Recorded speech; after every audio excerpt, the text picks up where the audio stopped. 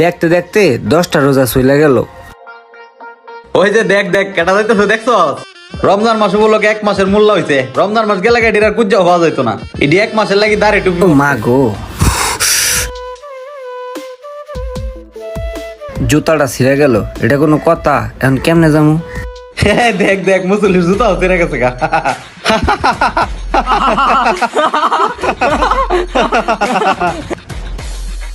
দুনিয়াটা নষ্ট হয়ে গেছে গা। মানুষ একটু বিপদে পাশে না দাঁড়ায় উল্টা আরো হাসাহাসি করে।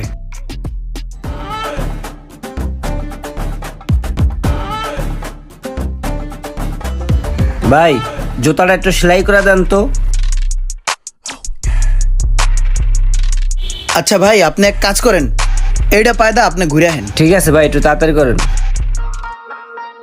ভাই, আমার জুতাটা হয়েছে? হ্যাঁ ভাইয়া, এই যে আপনার জুতাটা। ভাই একটা কথা বলি। হ্যাঁ বলেন। আমি একটু টাকাটা বাসার থেকে ফিরে এসে দেই।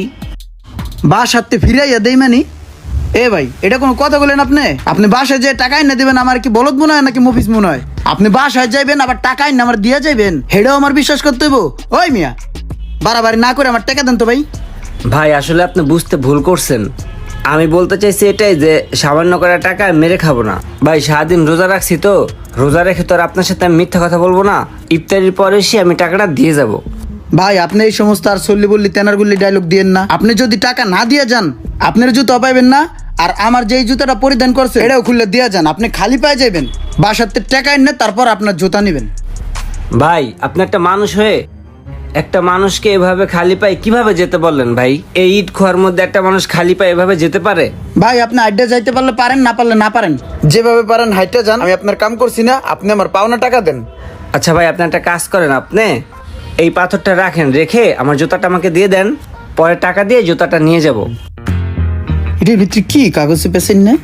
কি এটা সাদা প্লাস্টিকটারে মোড়াইয়া সাদা গোল করছে। হ্যাঁ, হায় আল্লাহ, বাচ্চাদের কত প্রকারের খেলনা বাইরে আইছে। এইটা নাকি রাখা? হ্যাঁ, আমার জুতাটা লয়ে যাবে এনতে। এই মিয়া, বলত পাইছেন আমারে? এই যে পাথর দিছেন এগুলো তো বালুর লগে আহে। আপনি এই পাথর দিয়ে আমার জুতা লয়ে যাবেন গা 30 টাকা না দিয়া? ভাই এটি হইতো না ভাই।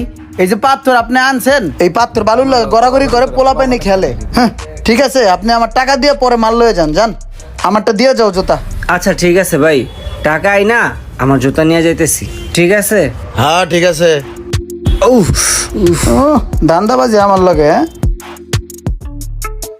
ভাই, এই যে আপনার টাকা, জুতাটা দেন। হেলাও তোমার জুতা।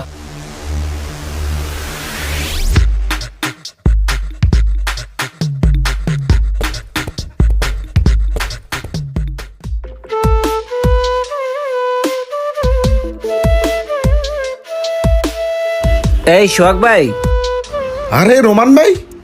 আপনার না অনেক বড় একটা দোকান ছিল? হ্যাঁ ভাই, ওটা একটা সমস্যার কারণে সব বিক্রি করে দিচ্ছি। ও আচ্ছা ভাই, একটা কথা ছিল আপনার সাথে, একটু সাইডে আসবেন? হ্যাঁ ঠিক আছে, আসেন। এই আপনি একটু দেখেন।